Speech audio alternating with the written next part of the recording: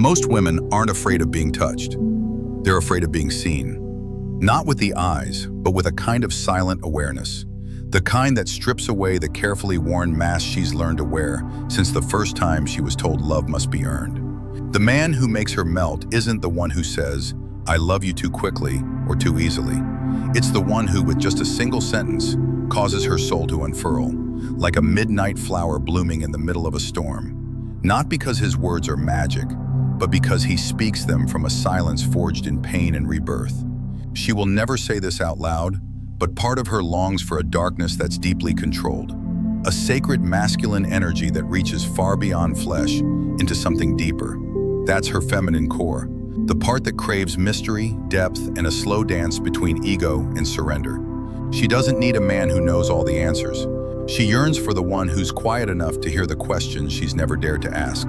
The Stoic man doesn't suppress emotion. He simply refuses to be ruled by it. He doesn't react.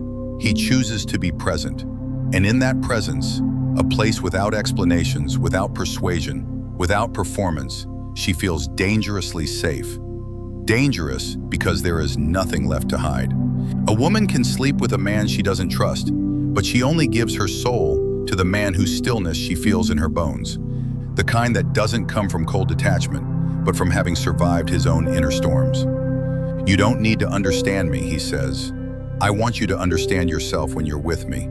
That sentence, simple but sharp as a blade, was what began to crack the fortress she built inside her. Not because it was sweet, but because it was true. He wasn't trying to be loved. He was simply being a mirror, reflecting her to herself without distortion. Most men want to be wanted, but the Stoic man understands that true desire lives not in expectation, but in unpredictability.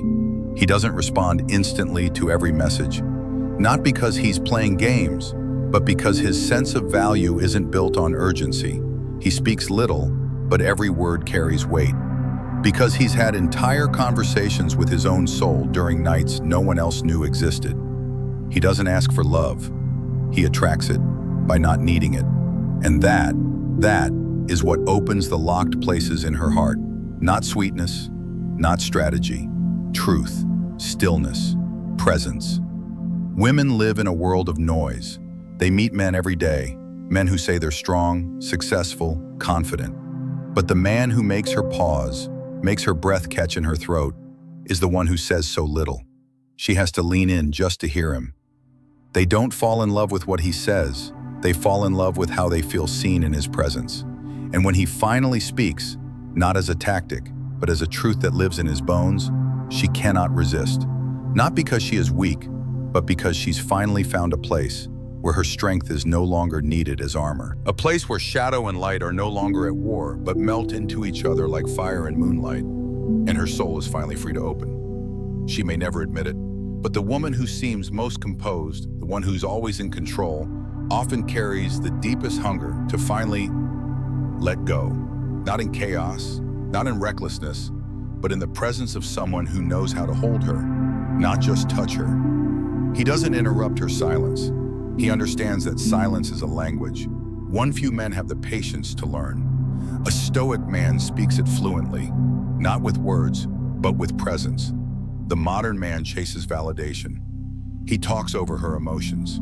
He tries to fix things quickly, believing that solving her problem is the same as understanding her pain. But the man who knows the shadow, the one who has met his own shame without turning away, is the one who doesn't need to fix her. He simply sits with her in the fire until she no longer fears the burn. This isn't romance. This is soul recognition. Most women are not drawn to perfection. They're drawn to the man who knows the weight of his flaws and wears them like armor forged in truth. There's a reason she resists soft men, even if she claims to want one. Because deep down, she doesn't want to lead. She wants to be free enough to melt. And melting only happens in the heat of grounded masculinity. The kind that doesn't collapse under pressure or need her to constantly reassure its worth. When he says, "I don't need you to understand me. I want you to feel safe enough to understand yourself around me." It's not just a sentence. It's a mirror to her most vulnerable longing. To be seen without performing.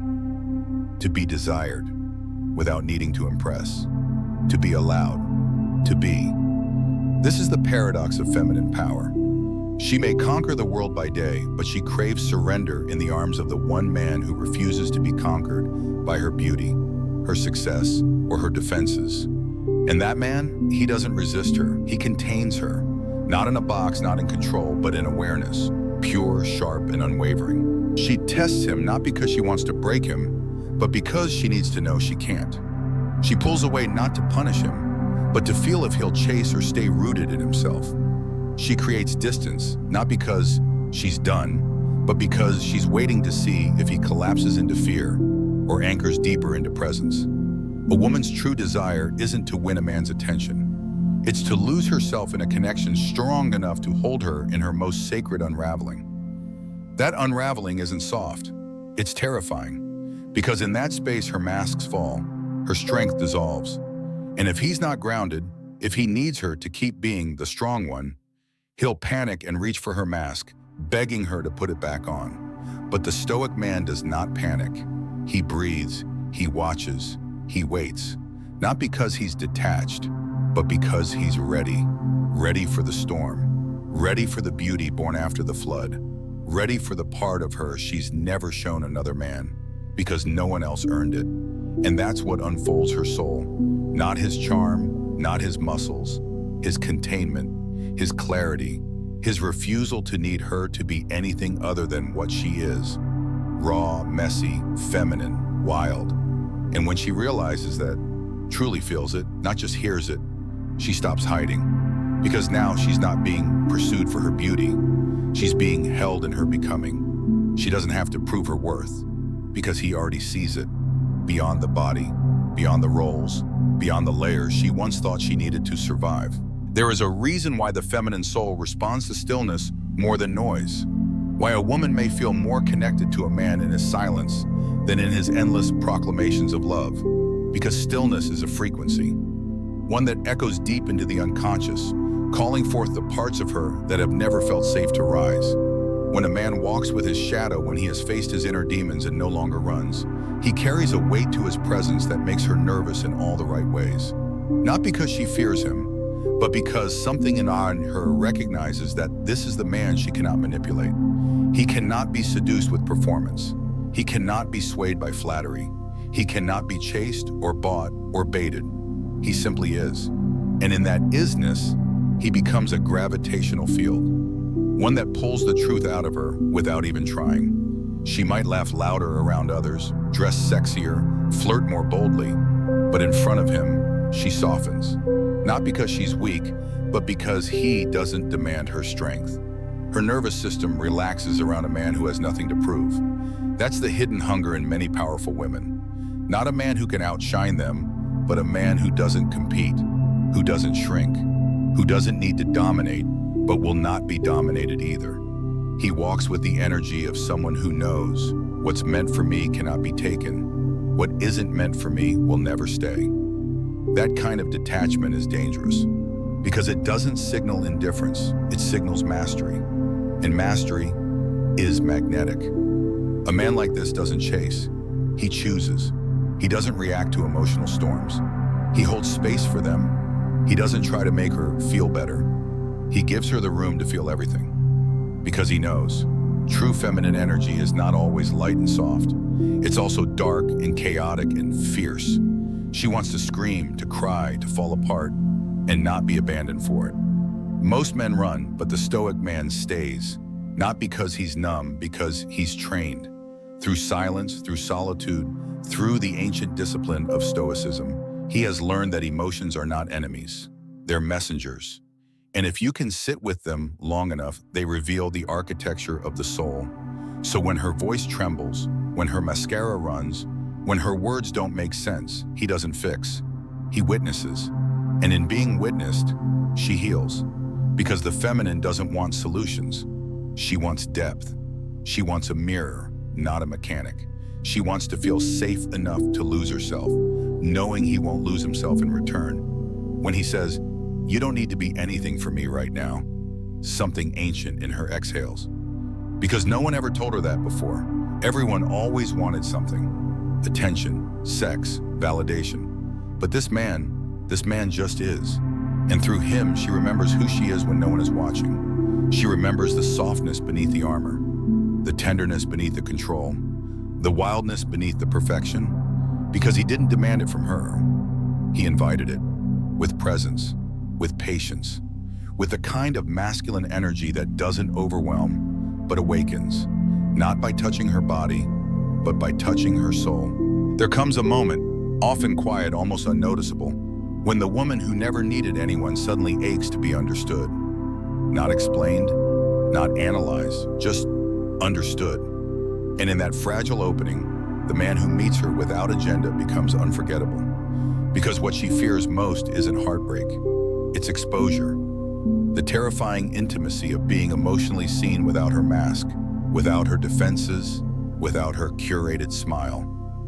The Stoic man does not flinch in that moment. He's seen this before, in himself. He remembers what it was like to meet the parts of himself he wanted no one to see. His doubts, his rage, his shame. And so, when she shows him her emotional scars, not neatly dressed, not filtered for approval, he doesn't look away. He holds eye contact with her soul, not with lust, with reverence. This is where dark desire meets conscious discipline, where the masculine stops chasing and starts containing. Because the man who can hold space for her shadows, without judging them or trying to escape, is the man who unlocks her deepest form of feminine surrender. Not the kind of surrender that weakens, the kind that liberates. And she begins to unravel, not into pieces, but into truth. She speaks things she's never said aloud. She admits desires she thought were too much. And he doesn't just listen, he absorbs. He breathes in her fear and breathes out calm. He doesn't give answers, he gives her room. He lets her break open in the most sacred way a woman can, emotionally, spiritually, vulnerably. And when she finally looks up, after the storm has passed, there is no need to ask if he still wants her. Because desire like this isn't built on image, it's built on presence. She knows now.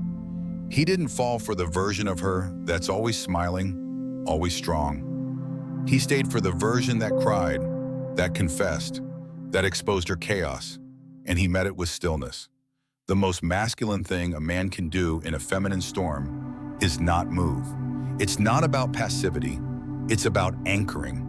The way an oak tree does not tremble in the wind, the way the ocean holds space for the moon. This kind of man becomes the place where her emotions stop being a threat and start being holy.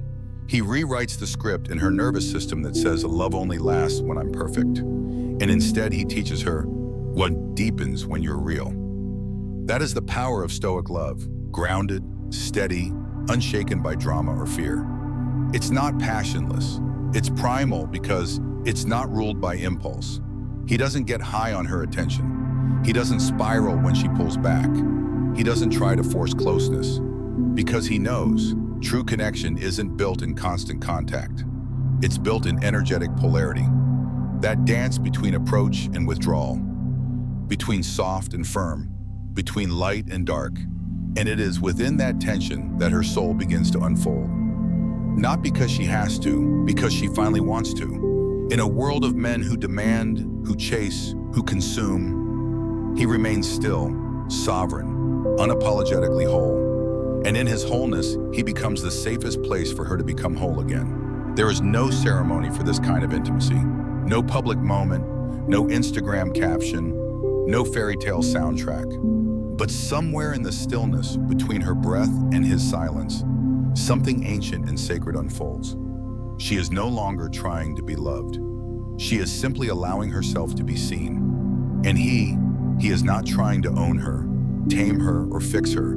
He is simply witnessing her with a presence so pure that it softens her defenses without ever needing to ask. This is the quiet power of the Stoic man. He has learned to find peace in discomfort, truth in contradiction, and beauty in shadows. Where others seek validation, he seeks understanding.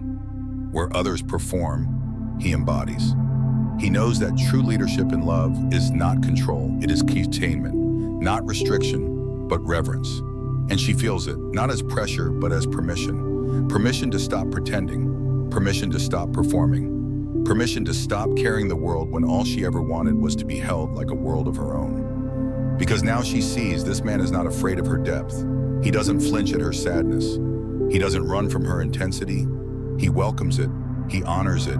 He breathes it in like a secret only the brave are allowed to keep. And it changes her, not in the way that strips her down, but in the way that brings her home, to herself. Not because he completes her, because he reminded her she was never broken to begin with. In the arms of a man who holds his own emotional power, a woman doesn't feel small, she feels expansive. Not because he gives her space, but because he becomes the sacred container that says, you no longer need to fight to be seen. You already are. This is what happens when Stoicism meets dark desire. Not the suppression of emotion, but the mastery of it. Not domination, but deep polarity. Not neediness, but sacred sovereignty. And in that polarity, in that grounded tension, something magnetic arises. A connection so real, so rooted in truth, it doesn't beg to be defined. It simply exists like gravity, unspoken, undeniable, unshakable. Because in the end, attraction isn't found in effort. It's found in presence. And presence is what awakens the feminine soul. Not through conquest, but through calm. Not through pressure, but through peace. And once a woman has tasted that kind of peace, the kind that invites her chaos instead of fearing it, she no longer chases men who want her body. She chooses the man who can hold her becoming. She does not beg. She does not perform. She remembers. And in that remembering, she becomes unshakable. Not because he saved her, but because she finally stopped hiding from herself. He didn't unlock her with seduction. He unlocked her with safety. And she unfolded, not because she was weak, but because she was finally free. A woman who knows her worth does not chase. She chooses. If this spoke to something deep in you, subscribe now, because this is just the beginning.